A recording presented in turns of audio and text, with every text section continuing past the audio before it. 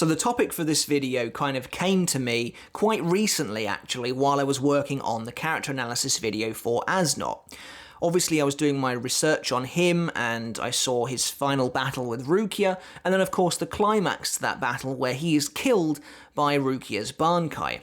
This is the first and only time we get to see her Bankai, Haka no Togame, during the canon manga, and it is really great to witness this. It feels like the apex of Rukia's character growth to get to this point where she uses her ultimate technique to devastate her brother's former tormentor, and she does this at the behest of Byakuya as well. He is there guiding her on, but giving her his blessing essentially, like saying to her that, you know, you have become such a formidable force that, to be honest, I think you can handle the guy who nearly killed me.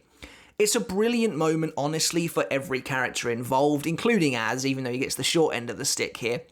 But really, looking at it, what it made me think was how little we know about Rukia's Bankai.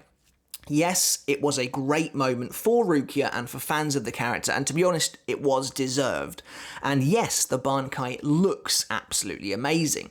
But because of the very short amount of time, the criminally short amount of time we get to spend with Haka no Togame, I feel like its real potential is truly up in the air, especially as I think it's potentially reasonable to assume that this is only the first or maybe second time she's ever even used this Bankai before. So today I just wanted to sit down briefly to discuss Rukia's Bankai Haka no Togame, its potential capabilities and power level, going off of what we actually know and have seen in the manga, and try and come to some kind of conclusion, as I do think Haka no Togame is this fascinating technique with a real air of mystery about it. It's really cool that one of the major characters in the story, you know, genuinely probably the deuteragonist, at least at the very start of the series, actually got her Bankai in the end, but we spend such a tantalizingly small amount of time with it. Before we begin, however, guys, if you haven't hit the subscribe button yet, make sure to do that now for Bleach content like this every single week. Give the video a thumbs up if you enjoyed it, because it does help give it the more exposure across YouTube and help some more people can actually see it. And of course, if you want to take that support from me a step further, the channel does now have a Patreon as well. We're over 50 patrons, and I really appreciate that. So you can support me there for as little as $1 a month. And I just want to give, as always, a massive shout out to everyone who has already become a patron. Thank you so much for your support. So if we're going to look at Rukia's Bankai Haka no Togame, I think we need to look at the surrounding context first, up to and before she actually uses it. So obviously this is the 1,000-year Blood War arc. The Quincy's have decimated the Soul Society, and a number of people realise they're going to have to get a bit stronger to help deal with this enemy in the second invasion. Rukia, having been severely injured in that first invasion, is taken to the royal palace. I don't know really why this was done. Kubo clearly wanted to give Ichigo's closest Shinigami friends a power boost, because Rukia's no more injured than most Shinigami, it seems. You know, people like Kira, who have had their entire insides blown out, aren't taken for that kind of healing. I guess they assumed he was going to die. But Rukia and Renji are taken up to the royal palace along with Byakuya to undergo some Royal Guard Zero Division training. And it's, in my opinion at least, pretty much assumed that Rukia learns Bankai here in the Royal Palace. Even though we never see it, that would make an awful lot of sense to me under the watchful eye of Ichibei Hyosabe. Then, of course, the second invasion comes around and Rukia is up against Äs Nödt. Now, remember, this is the same guy who devastated Byakuya in the first meeting with the Vandenreich. However, there are a couple of things to note here about Äs's overall power level, at least in my opinion. As I mentioned in my Sternritter ranking video, I ranked Äs as the 13th strongest Sternritter out of the lot of them, which in my opinion firmly places him in the sort of mid-tier range, possibly upper mid-tier perhaps. But Äs is an interesting character in that his power is predominantly entirely based around his shrift, and without it, it doesn't seem to me like he's a particularly capable fighter. And honestly, that makes a ton of sense for Äs's character. He's this sickly, frail being before he meets Yhwach, and it makes a lot of sense that he would be being propped up almost entirely by this power that was granted to him. So when Rukia and the true power of her Sode no Shirayuki basically renders the fear useless, Äs really starts to struggle. And I'm under no illusions, you know, I don't believe that Äs Nödt was ever stronger than Byakuya. I think he basically just got the drop on him with an ability that Byakuya had no idea about, and it unfortunately absolutely devastated him. And then I think what makes Äs so impressive looking to us as readers is that, unlike most villains in Bleach, he then actually takes advantage of that, which makes him look really, really impressive. But I don't believe he's necessarily that powerful. He's definitely, obviously, captain level, but I don't think he's Schutzstaffel level by any stretch of the imagination. And so Rukia uses the true power of her Sode no Shirayuki, which basically allows her to decrease her own body temperature to the point where she is reaching sort of sub-zero levels, at a potential deadly detriment to herself. Like, if she's not using this ability carefully, she could end up killing herself. And we see her dealing damage to Äs. She cuts through him, and there's no blood or anything, but it's interesting to note that she is able to cut straight through his shoulder, whether he had Blute Vein activated or not. The problem with Blute is it becomes almost a non-issue when the second invasion begins. It's really strange because I think Blute was such a cool and potentially really interesting way of making these fights tactical. And in the first invasion, it's mentioned a lot, Blute Vein and Blute Artery. But it's completely gone after this bait for the most part. So we don't even know if Äs is using it or not. Maybe he has it on passively all the time, or maybe he's just not using it here. Regardless, Rukia does cut through his shoulder with apparently no difficulty whatsoever. So, you know, Rukia herself is definitely stronger than she was, obviously, before in the first invasion. And Äs Nödt eventually gains the upper hand on her when he activates his Volston dig. But before that, Rukia uses her, I guess, the ultimate power of her Shikai to go completely sub-zero for 4 seconds and basically freeze Äs Nödt to his core. Reasonably, this probably should have killed him. He is completely frozen solid. And it's kind of weird in a way that it doesn't kill him, because Rukia freezing people has killed them in the past, like D-Roy, for instance. And again, I'm not saying D-Roy is as strong as Äs Nödt, but it's so funny that Tsukishiro is able to just instantly kill D-Roy, but using the apparent true power of her Sode no Shirayuki and freezing Äs to his very core doesn't actually kill him. Now, we know, of course, the Sternritter are generally considered pretty hardy. They are quite difficult to kill, for the most part. Some of them go down apparently really easily. But Äs Nödt breaks out of this ice and frees himself and activates his holy form. We get to the very end of the fight, skipping ahead, and Byakuya has arrived, and he's giving Rukia this pep talk, pushing her on to use Bankai and defeat his former foe. As, by the way, at this point has done something weird to transform himself again into this massive behemoth. And again, we have no idea how powerful this version of Äs Nödt is because he doesn't get to do anything in it. But Rukia begins with the activation stance for her Bankai, or at least I'm presuming she has to do this stance, where she basically holds her sword up to the side of her head. Now, I've seen conflicting opinions on this before as to whether Rukia actually initiates any kind of an attack when she uses Haka no Togame. And I have always firmly believed that she does. I think she swings her sword just once when using the Bankai. I think the Bankai, again, we have no real way of knowing, but I think the Bankai is a big area of effect, almost explosion of ice that comes out of Rukia. But I think she is also swinging her sword in almost like a freezing arc. And the reason I think that is because she obviously starts with the sword up here, says Bankai, and then I'm guessing she kind of cuts down like that. Because later on you see the blade downwards and you see Äs has lost the top part of his head. In my opinion, it makes total sense that that's what's happened here. Rukia's just kind of gone like that in a single downward stroke and hit Äs with this massive, you know, unavoidable torrent of ice that has not only cut his head off, but also frozen him to his core. More so than obviously the Shikai did, because after he is killed, we see his whole body collapse into nothing, like break away into chunks of ice. So clearly this Bankai is super dangerous. We're talking like really dangerous stuff. The fact that Äs was caught in the flash freeze and presumably one shot by this sword swing, as I'm going to say I think there is a sword swing, and that is enough to kill him instantly in, again, presumably his strongest form. It's also neat to know that Rukia apparently, despite not having the most amount of control over her Bankai, because it is, as I mentioned, probably the only time she's ever used it, or maybe once more when she discovered she could use it, but she is able to help basically make it so Byakuya isn't caught in this, despite him standing essentially right next to her, which is cool. But yeah, so the Bankai is strong enough to one-shot a captain-level Quincy in presumably his strongest form. Now, obviously, the Bankai leaves Rukia incredibly vulnerable at this early stage in her training anyway.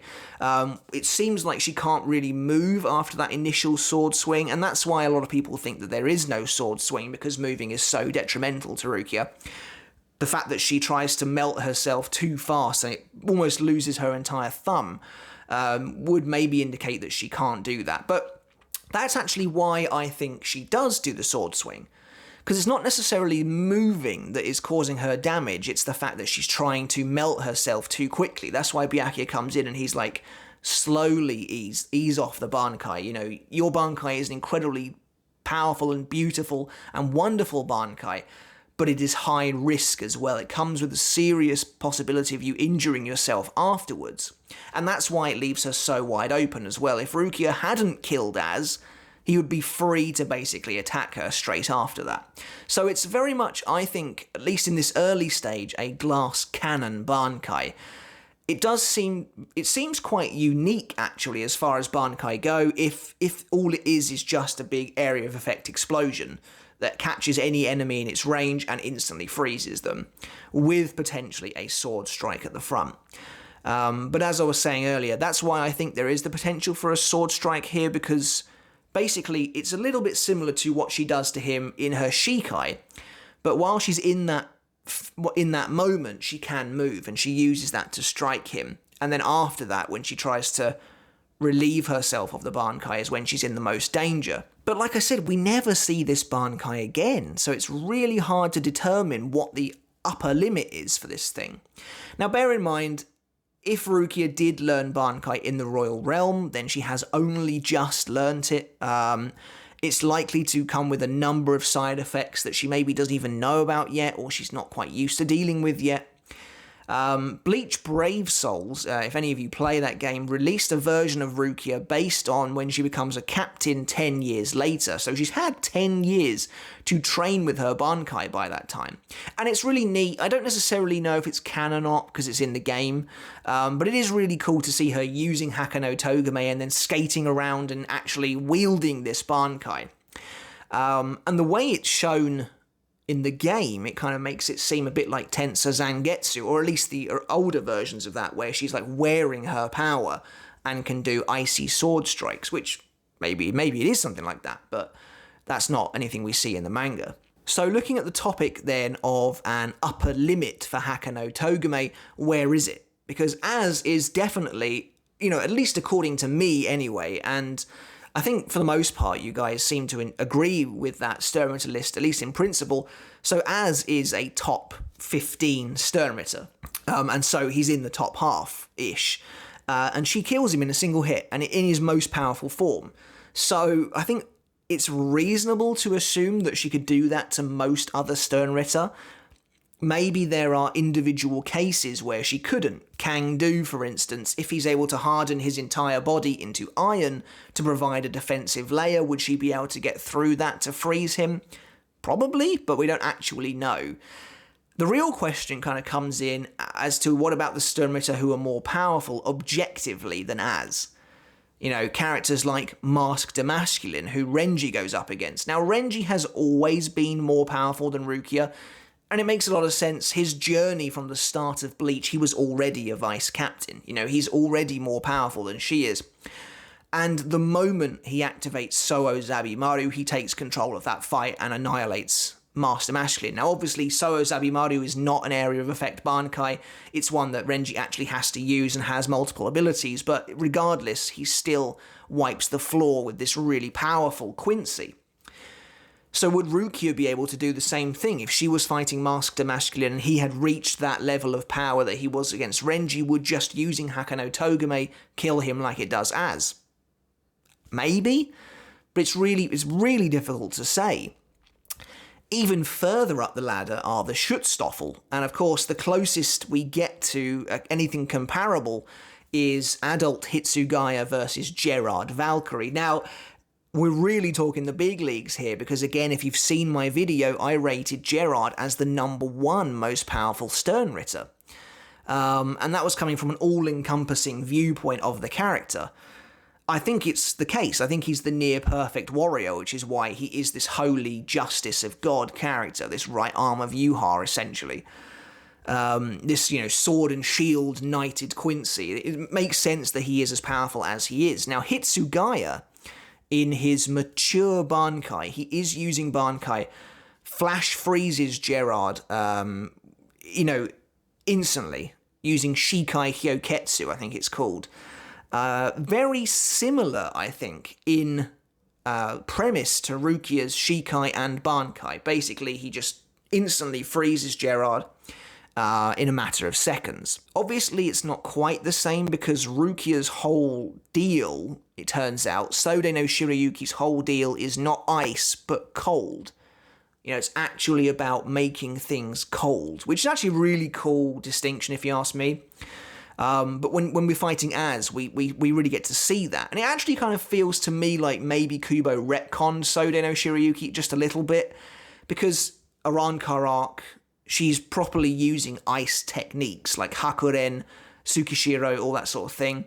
But she forgoes that here to use the true power of Sode no Shirayuki, which is an extension of her own body, but creating this sense of deep freeze, like a real cold that permeates everything. And you see that, her goggles, they freeze up and crack and fall off her head just by her standing there, Äs, again, not losing any blood out of his wound.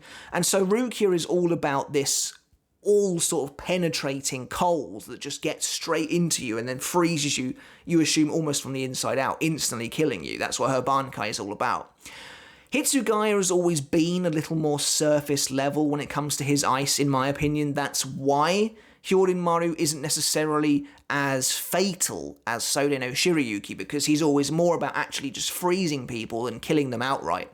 And that works, that's his Zanpakuto, that works for him. Hyorin Maru also has way more abilities than Sode no Shirayuki, but with Gerard, we see that in action. He flash freezes him, but it's surface level. Gerard smashes out of it almost immediately.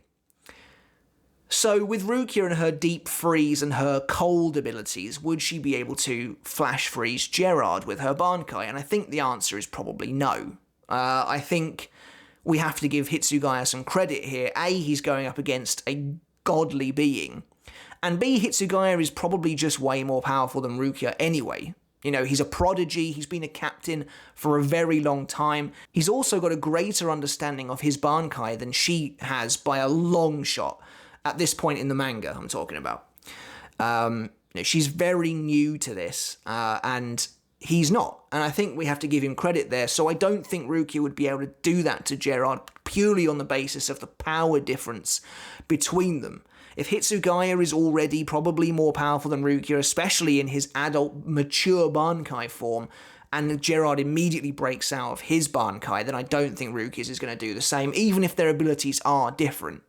So I think at least in this point of the story, Rukia would probably not be able to use the Bankai against the Schutzstaffel. But like I said, at the end of the day, this is just a discussion. And the main question to come out of this video that I'm posing to you guys is, pretty simply, how strong do you think Rukia's Bankai actually is at this point in the story? And then we follow that up with, what's the upper limit? What's the ceiling for her Bankai training dependent? It's very hard to say. You could look at it narratively as well. Maybe the fact that she killed Äs Nödt in a single strike is just Kubo giving her a moment to shine. This is, like I said, a major character, like the secondary protagonist for a long period of the story, finally getting a well-earned Bankai. The fans are going wild. They've been kind of looking forward to something like this for Rukia for so long. Kubo's thinking, I'm just going to have her one-shot him because it's it's cool, basically, as simple as that. It's really cool, really impressive, especially if Kubo maybe was thinking in the back of his head she's probably not going to get another chance to use Bankai. Here you go. Here's a really flashy moment that shows you kind of how strong she is roughly, and that she can take down this mid-tier Sternritter immediately, but you won't see any more than that. So maybe it's just for narrative purposes a sort of flashy finish to really kind of give Rukia that moment of glory. But that's kind of it for this video, guys. There is no real definitive answer, at least not for me, because we don't really know anything about Hakano Togame. You know, it's not like even Kenpachi's Bankai, where we get to see him use it in succession, actually attacking Gerard full throttle. This is a one and done. Her Bankai is only around for a couple of pages, and she uses one attack, and it takes out one Sternritter. But that's it for me. I do find it fascinating to talk about this sort of thing because of just how little we were given in the manga, but that does add that air of mystery to it as well, which I do find really enjoyable. Let me know in the comments below, guys. I'd love to hear how powerful do you think Rukia's Bankai was at the part of the story when she fights Äs Nödt, and then later on as well, when she's had some time to learn and get closer to mastering it. How powerful do you think it is there? And if you've played Brave Souls, if you've seen that ability, you know, do you think that that's an accurate representation of where Rukia's Bankai would be today? Alright guys, but until next time, I shall catch you later, and I'll see you then.